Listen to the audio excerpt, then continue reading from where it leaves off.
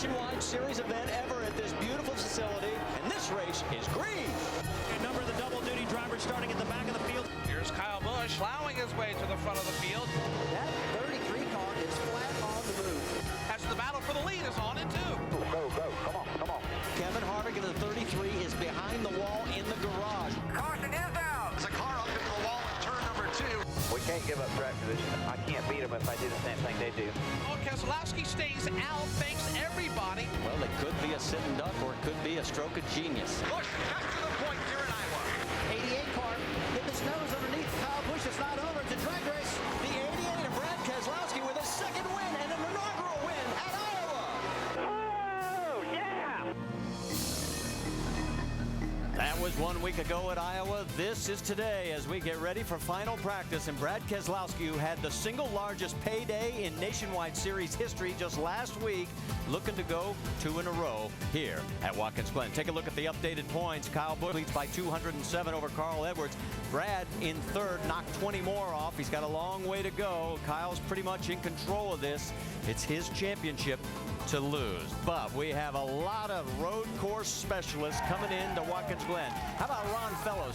Probably the winningest driver ever here. 3 in the Nationwide Series, 2 in the Camping World Series.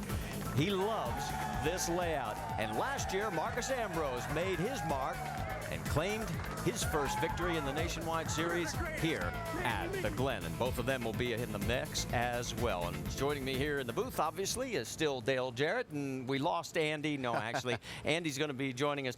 Busch, great performance, but there's some other guys that are sneaking into that top pack. Yeah, we've got a lot of guys here that with a lot of experience road racing, so we're going to see if we can strike that balance between these guys that are in the series most of the time, and then these road racers are trying to come in, kind of invade their space. Really a tough deal right now, though. The racetrack is cooled down. This won't be exactly like they'll be racing tomorrow, so they have to be careful and not adjust their cars too much to what they're seeing now, be able to go back to it tomorrow. Well, let's check in on pit lane. Vince, you're up first. Well, Marty, 18 Cup drivers are pulling double duty this weekend in Racing Nationwide Series, including, as you mentioned, Marcos Ambrose, who won this race a year ago. Now, when you look at the speed chart from practice in the Nationwide Series, it was heavy with Cup drivers, but it's very debatable as to whether being in the Cup car and being in the Nationwide car actually help you. In fact, most of the drivers I've talked to said it's so different, it actually hurts you. Ambrose said, for instance, I don't think anything transfers, but I won last year. I just want to win again. I think also it says something that these Cup drivers are just that good that even though nothing really transfers to the Nationwide car, they're still good enough to be real fast. Dave? Vince, last year, a lot of these real fast cars made history in Montreal when they raced in the rain for the very first time in competition for a NASCAR event. They'd practiced, they'd qualified before, but they'd never raced. Now, they learned some things from that experience. First of all, NASCAR liked it enough that they said, we're going to do it again if rain is ever impending on a road course for the Nationwide Series. Goodyear also realized they can do a better job with a new generation of rain tire, and that's exactly what they've done. They brought a new rain tire to this track just in case it rains this weekend at Watkins Glen, and they got their inspiration for it from 2 different places. First of all, tread design. That is inspired by their all-season Eagle F1 street tire, high-performance street tire. And the second is a place you might not expect. At the racetrack, you use carbon fiber a lot to get your car lighter. All kinds of parts and pieces are made of carbon fiber these days. And so Goodyear knew from about 11 years ago in Formula One racing that they had a good sidewall construction that they could put on this tire for better handling, maximum grip, and to make this a great racing tire for the NASCAR Nationwide Series. It's here, and Marty, it's Watkins Glen. There's always a chance it might rain. Yeah, the forecast is looking good, but what it really means for everybody at home is we will race one way or another tomorrow here at the Glen. Hopefully it's as pretty as it is right now. In fact, the forecast has dropped to a 20% chance of showers tomorrow. Already cars out on the track in this final practice for the Nationwide Series, and on the top of the leaderboard, Kevin Harvick right now, and he has run a speed of 119.12 miles an hour, and there he is in the number 33 through turn 1. Yeah, I see him making a pass down into turn 1. These cars actually get a little bit faster as they put laps on the tires. Kevin just ran his faster lap on his second lap of the 2 that he's run so far. So these guys are trying to strike a balance. Right now, I think the majority of people that we're going to watch are going to be in a race trim, and they may try to make a mock qualifying effort as they get to the end of this practice session. They want to make sure that their car is pretty good in race setup, because tomorrow it'll be qualifying in a little different manner for these guys. They actually will have 3 or 4 laps on the track as they go out in groups. They'll make adjustments to that, but that's tomorrow morning at 10 a.m. Well, Kevin won here at the Glen and in Montreal back in '07. He has 7 top 5s in 8 road course starts. An average finish of 3rd. In fact, his worst road course finish is 7th in those 8 starts. Yeah, really knows how to get the job done. And he's had a really good year with this team all year. Just a few things happening like last week at Iowa where they had a fast car again and then had a problem. Oh, we got a problem. Oh, man, Jason Leffler has torn up the Great Clips Toyota. And that's the one thing. I talked to him just about an hour ago. Killed it. Yeah, this is coming out of turn 9. Really fast part of the racetrack, but you have to be careful.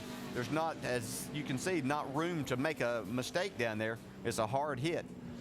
See a lot of debris on the track. In the first practice session, they were trying a new carburetor.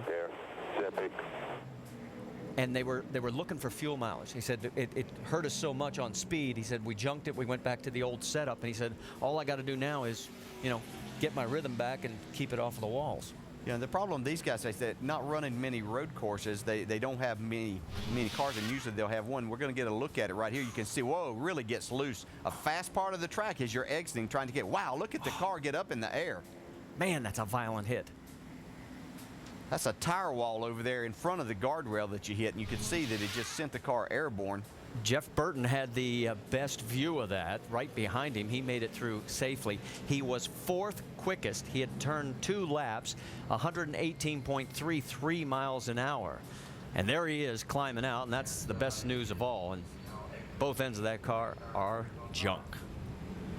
Yeah, again, that's a corner that you really carry a lot of speed out of, and just a little bit of a wiggle gets you in a lot of trouble. Well, while the safety crew takes care of business, heading towards turn number 10 out of 9. We'll step aside for a break here at Watkins Glen. NASCAR Nationwide Series Final Practice, brought to you by Best Buy. Thousands of people eager to help. Best Buy, buy or be happy. And FreeCreditReport.com. Stay on top of your credit score and credit report at FreeCreditReport.com. Oh, what a beautiful view of Seneca Lake from high above. It is absolutely gorgeous here. Not such a pretty view for the 38 of Jason Leffler. That is what is left of the primary. Here comes the backup already out of the hauler and being lowered as they will make the changeover and try and get ready for tomorrow's qualifying. Take a look one more time, and thank goodness there was a tire barrier here. Yeah, you can see him coming out of turn 9 wide open in the throttle, but there is a tire barrier in front of the guardrail there. But look at it send the car airborne and back out in front of other cars. And that is the 29 of Jeff Burton tiptoeing through, and then several others, and there is a lot of debris there. As this is another angle, as you can see the flatbed trying to get the 38 up and off. As we're about 8.5 minutes into this final hour of practice. Kevin Harvick is our fastest right now. And as we mentioned, we had 18 double-duty drivers, as you see the 38 now being rolled off of the lift. And take a look inside the cockpit of the number 1. Used to be the home of Mike Bliss. That is until this past week when Mike was summarily discharged. 6th in the points. Don't ask me to figure it out. Sometimes chemistry just doesn't work on a team. But that's where we find Ryan Newman doing double duty, and where we also find Andy Petrie. He's following the 1 car. Yeah, Marty, I'm down here with Nick Harrison, the car chief on the number 1 car. You guys have had a really busy week so far. You've changed drivers. You've got a car over there in the Cup Series garage that you're working on. Tell us what's going on in this practice session. The car was really good in the first practice. We just wanted to work on the brakes. Ryan wanted more rear brake than what we showed up with. So we've changed the brake bias around and got him comfortable with his brakes. He thinks the car's got a lot of speed in it. And guys on the Cup side did a good job making it in, and we're just going to try to get this thing where we can win tomorrow. Well, it looks like this track may be down for a few minutes, quite a few minutes, and this is a short practice session. How much is that going to handcuff you? Well, I don't think it's going to handcuff us a lot because the car, he's so much comfortable with the balance of the car. He just wanted to get the brakes feeling the way he wanted, and he thinks the car's really good. We hadn't really changed anything chassis-wise on the car since we've been here. Just getting the brakes what he needs, and I think we got a fast enough car to shoot for the win. Okay, that's Nick Harrison, and I'll be hanging out here in their garage stall and trying to keep up a little bit with what they're doing and changes they make. I also talked to Mike Bliss a little bit earlier in the day and about what he's doing. He's, you know, it's just hard to believe, Marty, that he doesn't have a ride in this series yet. But, you know, he's hopeful. He says that he's trying to get things. He's got to make a living somewhere or another, so he's going to try to run one of the cars, the 90 or the 91 car, to start that car and get some points, even if it's just last place. He just wants to get out there and try to keep his points alive. And points are important. Yeah, they definitely are. They are that. And my question to you is, as a crew chief and a worker, you know, these road race cars are different, and drivers like things different in the cars. These guys had to do a lot to get this car ready for a totally different driver this week. Yeah, I was down there. I actually went down to Phoenix Racing one day this week, and while they were changing the seat, they were waiting on Ryan to get down there. But, you know, the funny thing is about Ryan, he's just he was so easy to get along with. Said it didn't really matter. As long as everything's kind of in the right spot, he was good to go. And he didn't even sit in the backup car. He says if we have to go to a backup, we'll make it work somehow or another.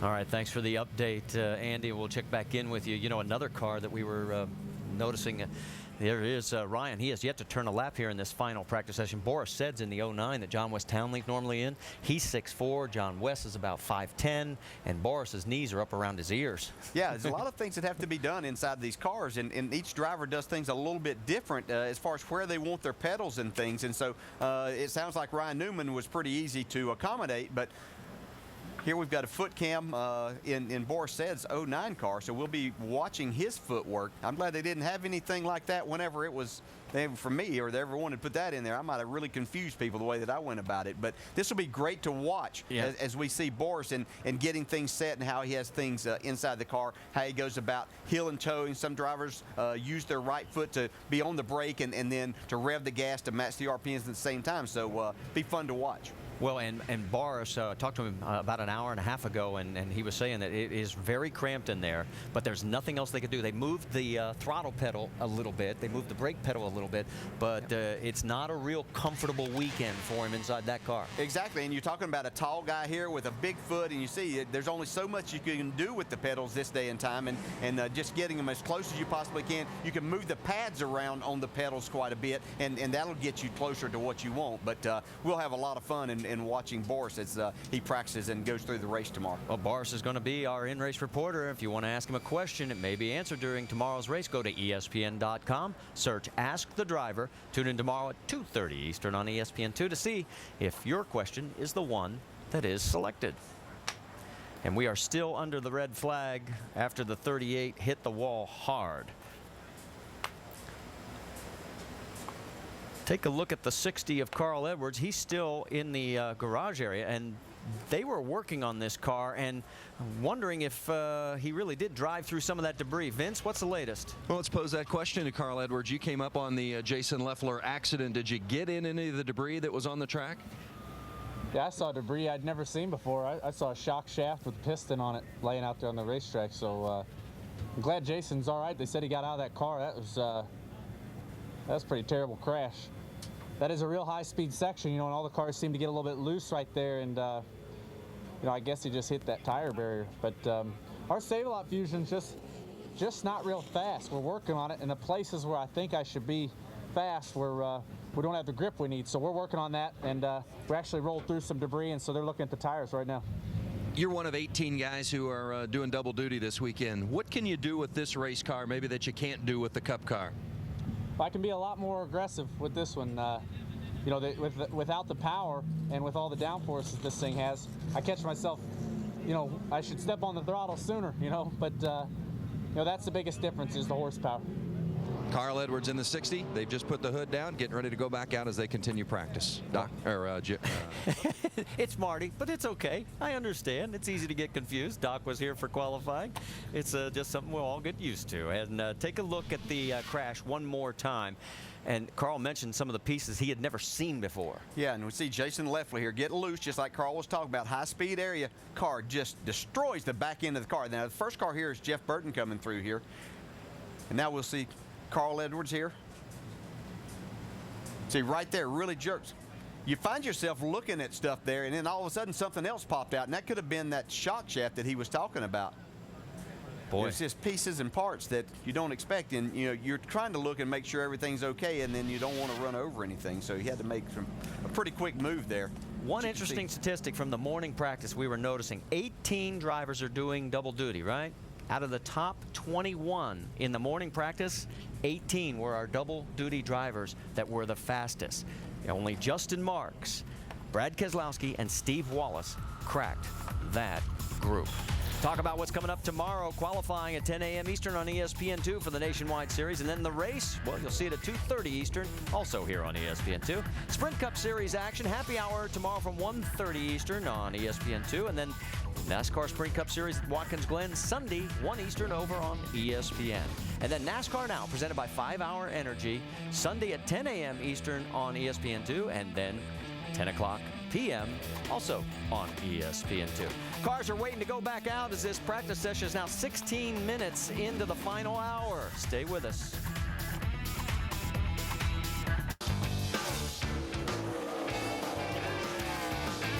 Keselowski's looking in his mirror, looking at Harvick. Man, I didn't mean to do that. Sorry. I'm sorry. I really screwed up.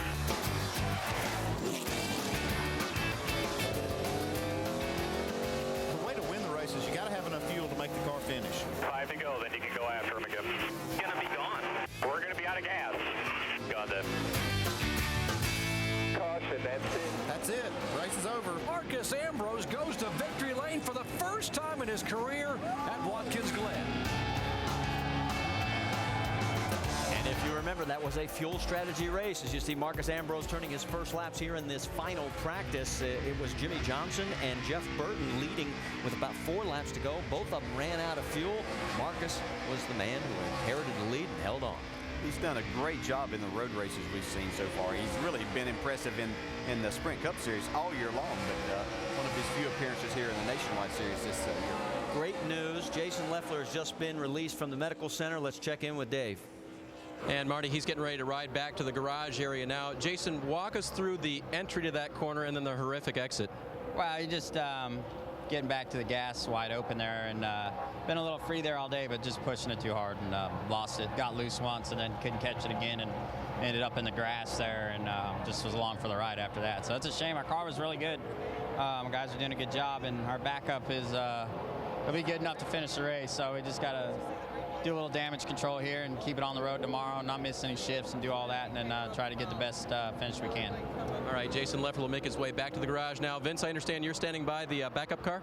Well, this 38 car, the backup car, has been brought out of the hauler, but as you can see, they're starting to go to work on it to try to get it ready. One of the issues with the 38 is the fact it doesn't have a fuel cell in it. NASCAR took the original fuel cell for the primary car. NASCAR didn't like it, so took the original fuel cell for the primary car.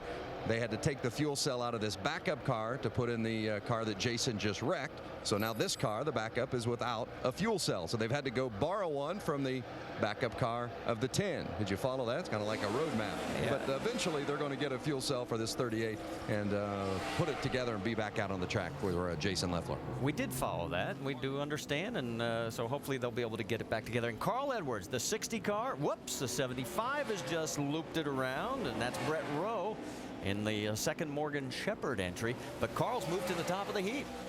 Yeah, he was saying that he wasn't getting the speed out of his car that he really wanted, but looks like they have things a lot better right now.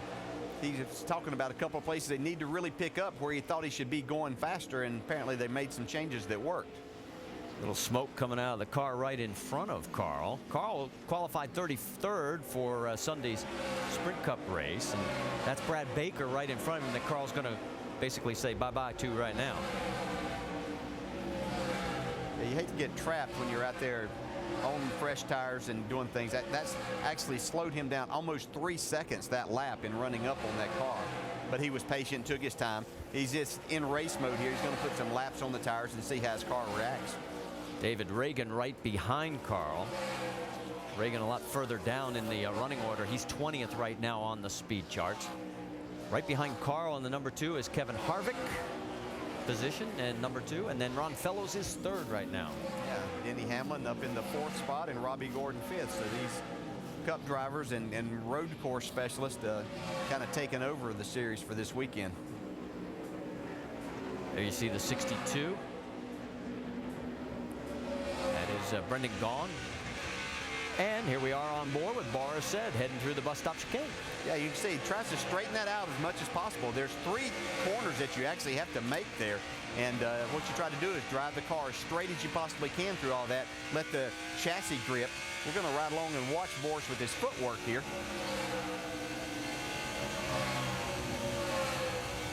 See as he... So now he's getting ready to downshift as he enters turn 10 here. That's a left-hander. See, back to the throttle. A little bit of brake here as he enters the last corner. And back to the gas, wide open down the front straightaway. You can see he's shifting in. That was probably shifting to 3rd gear. See if he goes one more time. And now he's downshifting. This hard braking area right here into turn 1.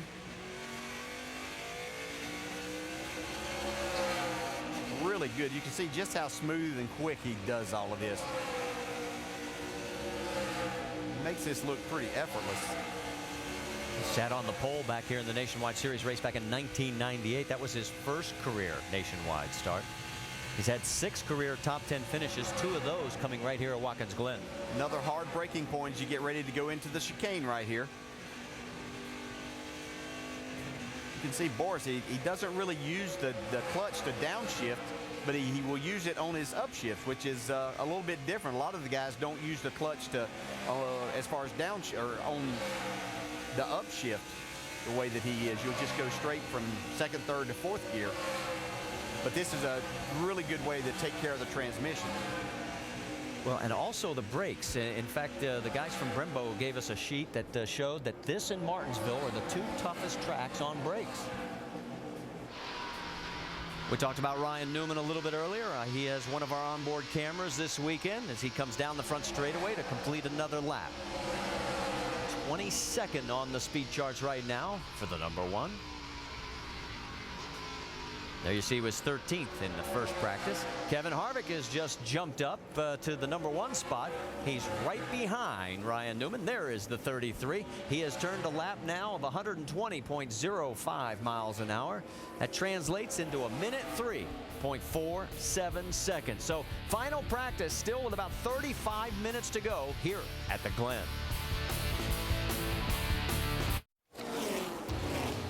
NASCAR Sprint Cup Series at Watkins Glen, and our coverage begins Sunday at 1 Eastern on ESPN with Countdown presented by Degree V12. Championship leader Tony Stewart won 4 of the last 7 Watkins Glen Sprint Cup races. He's trying to get this place renamed after him. Find out if he does it again Sunday, 1 o'clock Eastern on ESPN. We have been told by NASCAR they will not extend this session because there is a Grand Am race scheduled to start right at 6:30. So this is the 38 car. They're trying to salvage whatever pieces they can to transfer it over to get it to the backup machine, which is over on the other side, and there are the guys thrashing like crazy. And it was all caused by what happened coming out of the big sweeper. And ooh, this hurts every time I see it. Yeah, you can see the car wiggle there. You heard Jason talk about this car just got a little bit loose. He tried to catch it and then couldn't catch it for that second time. Bring the backup car out here. The backup car really wasn't ready. You heard him say they had to take the fuel cell out of this car earlier today to put in the primary car. You can see there the parts and pieces. They won't make it back out in this session. They'll be starting, they'll go to qualifying tomorrow. Dave? And kind of like the fuel cell thing, different parts and pieces that are being put on this race car are sort of real time being inspected by the officials. The engine manifold just came back with an approval from a NASCAR official, so that'll be part of the painstaking time to put this car back together. Vince? Marcos Ambrose in the 47, last year's nationwide winner. You can see the crew feverishly working on the front end of this car. Frank Kerr, by the way, Marcos's crew chief on the Cup side, also crew chiefing the 47 effort on the nationwide side this weekend. They've made a camber adjustment, also did a little trimming on the front end there because it was just hitting so badly as he went through the turn. So they've made some significant, in the process of making some significant adjustments with this car so Ambrose can get back out. Marty?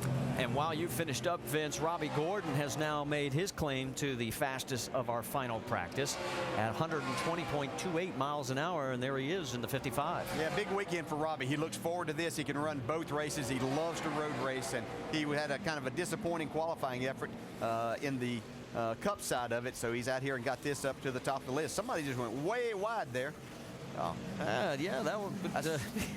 That's why it's nice that there's not a gravel pit down there anymore. You got a lot of room in case you happen to make a little bit of a mistake. And that is rookie Darrell Haar in the 31 is making his first venture here this year, and you can see that in the first practice he was 43rd, and right now 42nd. So he's going to have to get in on his qualifying effort tomorrow. Could be a bit of a tough routine for him. We'll find out tomorrow morning.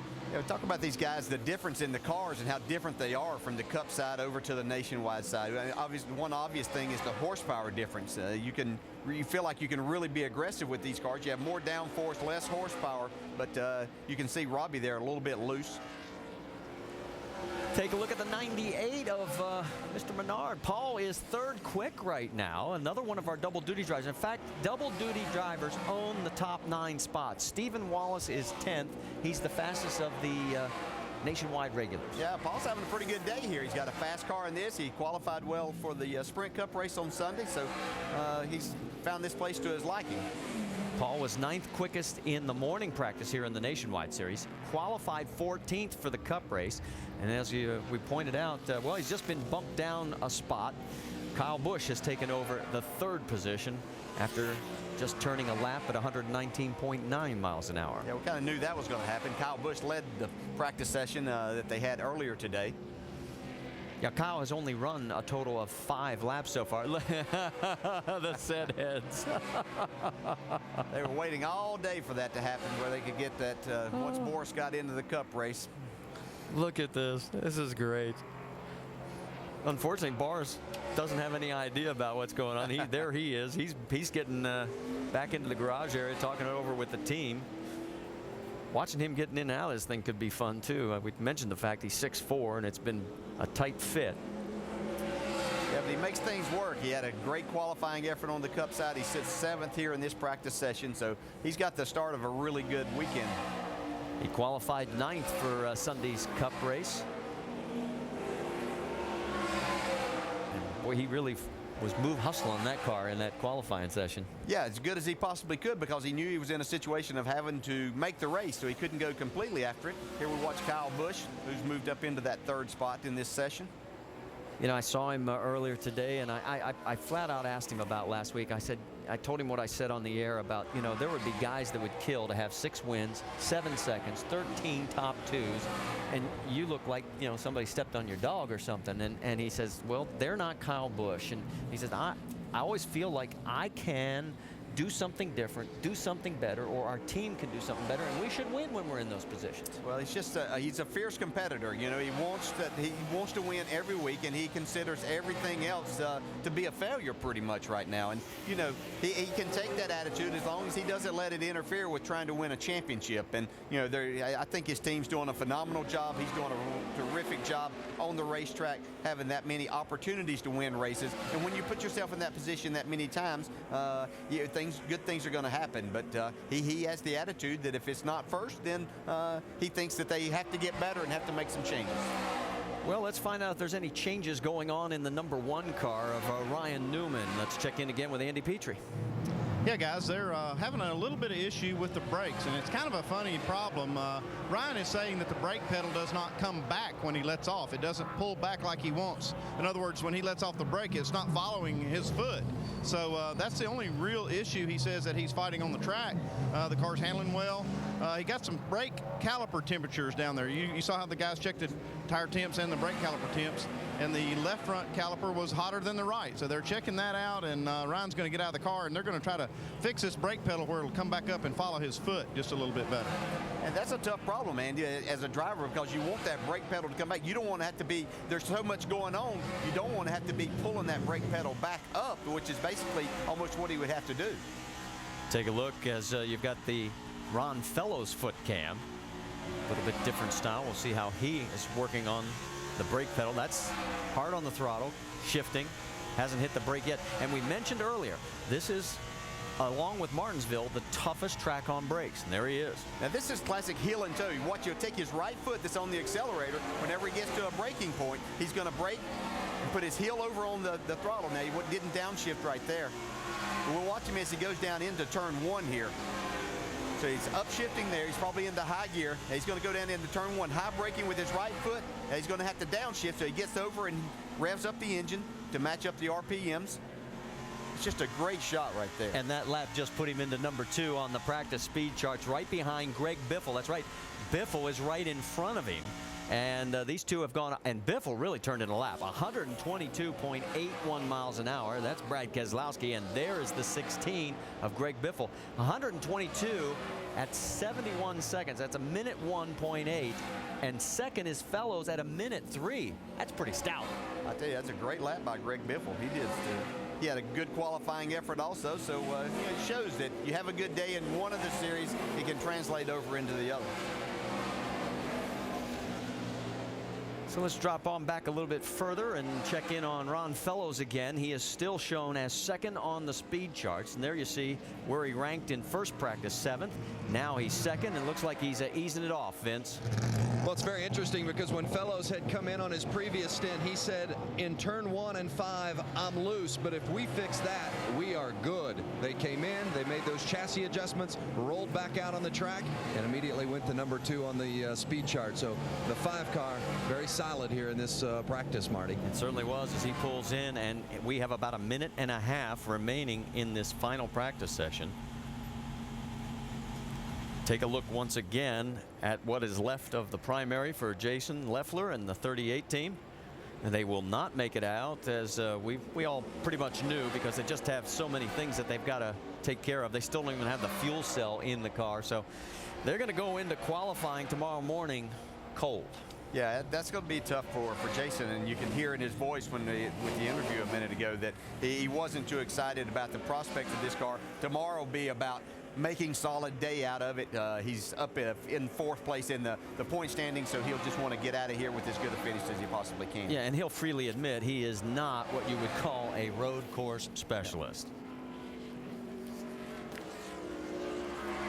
Taking a look at Brad Keselowski, last week's winner. Whoa, we've got the 77 going around. That's Peyton Sellers.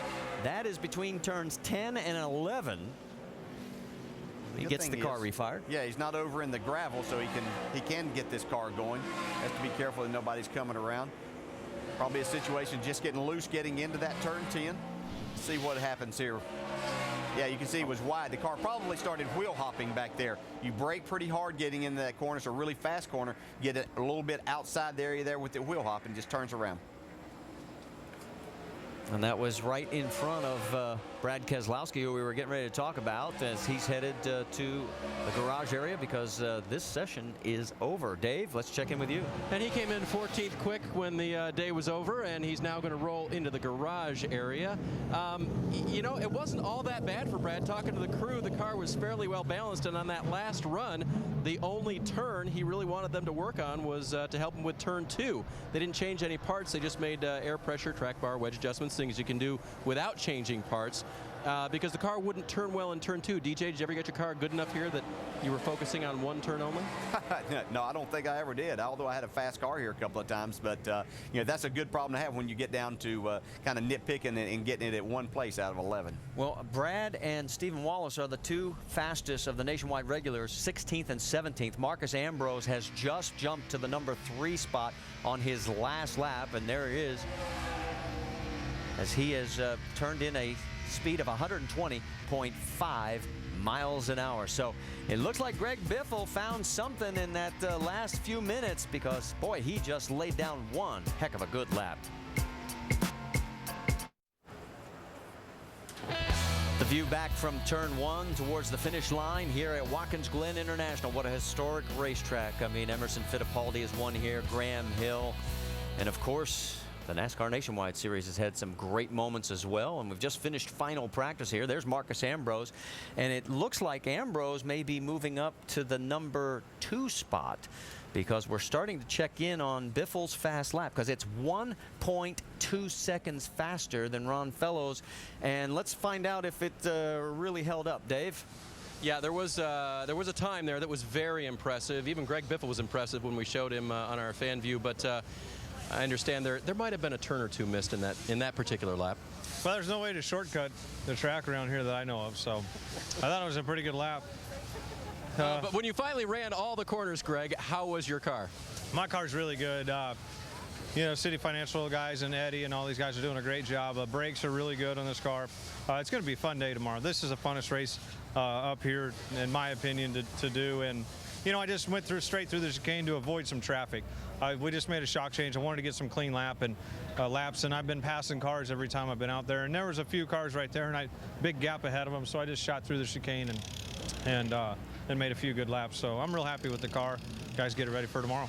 And it's a little bit of a preview for us because you can also blow the chicane in race conditions, but what does NASCAR have you do if that happens? I got to come to a complete stop. It used to be not gain position. Then guys would take too many chances because, heck, if I can't stop, I'll just go straight and I won't pass anybody. And, you know, they said, no, you got to come to a complete stop. The tires can't be turning, and then go again. And that costs you about 10 spots because I can contest to that. All right, Greg Biffle in the 16 car says it's going to be really good tomorrow. He'll be fun to watch. Andy? Yeah, Dave, I'm standing here with Ryan Newman, one of the double-duty guys. Did a great job qualifying his Cup car, qualifying 6th. This is the first time you've been in the 1 car. What's your impression so far? Just getting used to the feel of it and know the guys a little bit, but the car feels really good.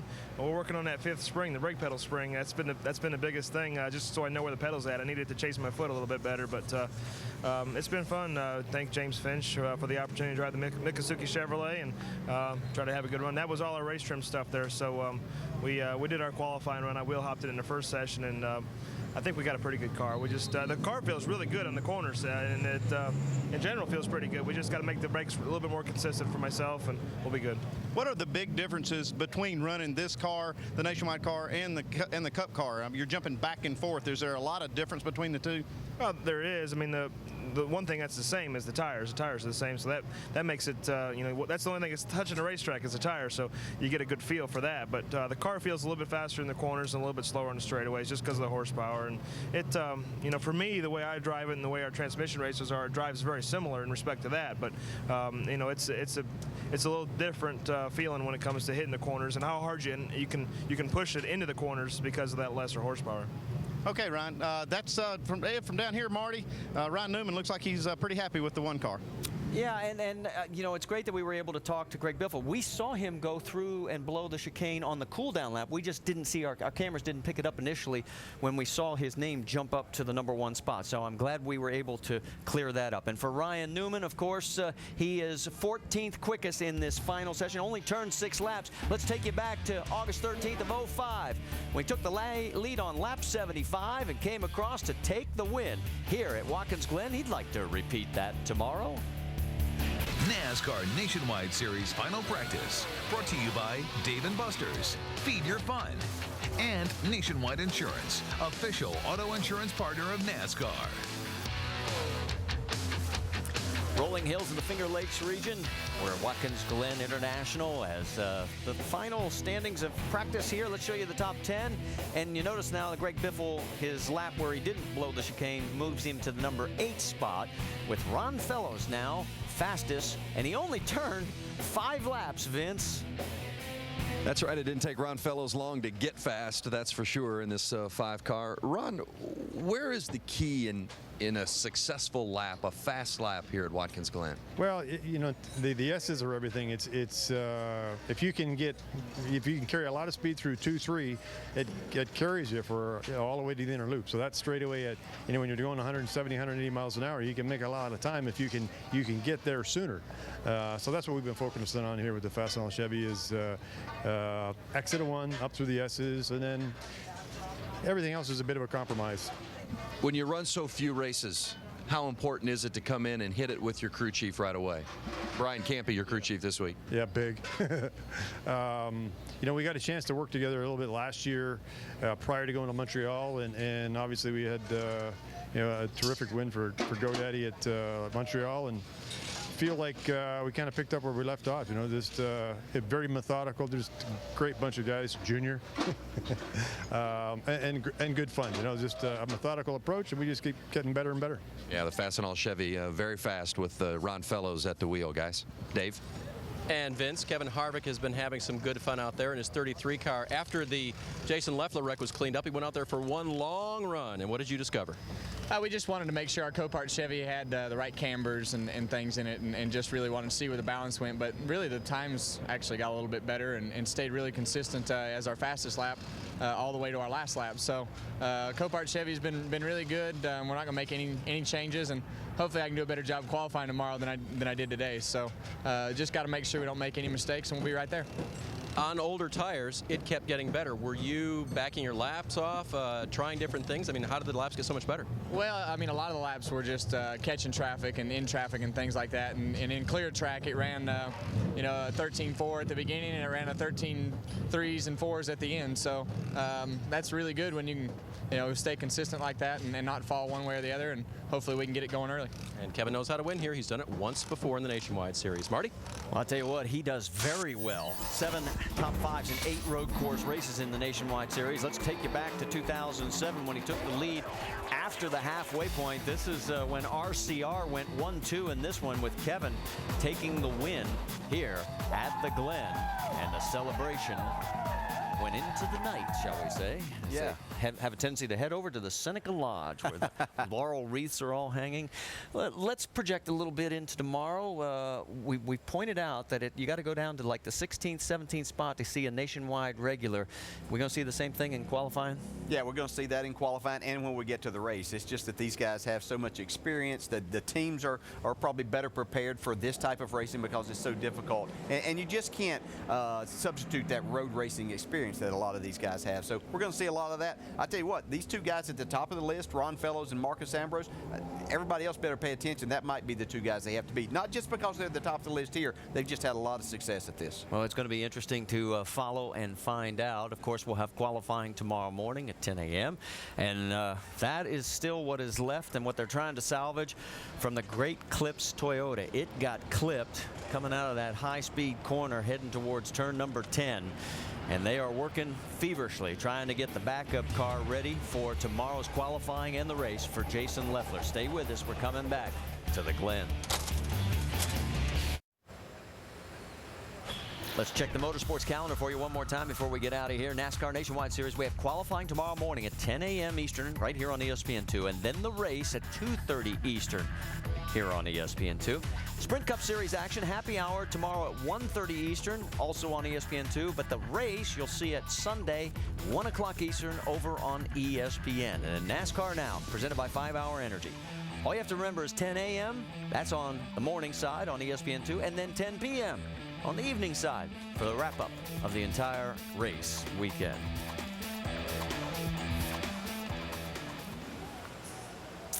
Well, as we look at everything going on back in the garage area, we can check in with last week's Pocono Cup winner, Denny Hamlin. He's racing this week in the Nationwide Series. Dave, I think you've caught up with him. And Marty, the sponsor is Ride Makers with a Z, and you have made this ride very quick today. How was the balance in this final practice? Our balance is incredible. We're running through the corners extremely good, but we're just having a bit of a issue with a miss. We don't know whether it's electrical or fuel, but all these CJM guys are going to go through the car tonight and replace everything they got on the truck on it, because we definitely don't want to have any stone unturned. But real impressed with these guys, and Paul's really done a good job of getting me a good handling race car. Remember, Daniel will be in the 11 this time for the first week. Hopefully a hit if they can find that miss. Marty? All right, thanks for the update from there. And let's check in with Andy Petrie. He has caught up with Scott Zipadelli. Yeah, I have, Marty. I've caught up with Scott Zipadelli down here. They're trying to get their backup car ready after that bad crash we saw in practice just a little bit earlier. We're talking about how much we love road racing, but, man, it can be hard on equipment. Yeah, it can. Just take a look at that car. It's just proof. But, the Great Clips Toyota was running good. It was fast. Jason liked it. Got a little loose, unfortunately, and tore it up pretty bad. But this team's strong. We'll rebound. We'll do the best we can, try to get a good finish for tomorrow. How much will this set your team back? I know you probably put a lot of effort in that primary car, but how much will this go into this backup car in a short amount of time? How much will it set you guys back? It's not going to be easy, but the good thing is the guys are struff. They're tough. They're strong. They put a good car together. We're going to go off our notes, try to build this car just like that car, and hope for the best. Try to put some adjustability in it for the first pit stop, and we'll just start in the back and do the best we can. That's all we can do. Okay, Scott. Marty, these guys are working hard down here to get this backup car ready. And we'll see the net results tomorrow morning as we'll have qualifying here. A lot more racing coming up your way from Watkins Glen. We've got the NASCAR Nationwide Series, as we mentioned, qualifying at 10 a.m. And then our race will be at 2:30 Eastern time on ESPN2. And then the Sprint Cup Series race Sunday at 1 Eastern over on ESPN. Now, just in case you have not gotten enough NASCAR, guess what's coming up next? You got it. NASCAR Now. In fact, they'll be checking back in with us. We'll give you a final update, see if we turn up any loose stones that we hadn't reported earlier. This has been a presentation of ESPN, the worldwide leader in sports. And for our entire ESPN crew, thanks so much for joining us here. I'm Marty Reed. Till we meet again.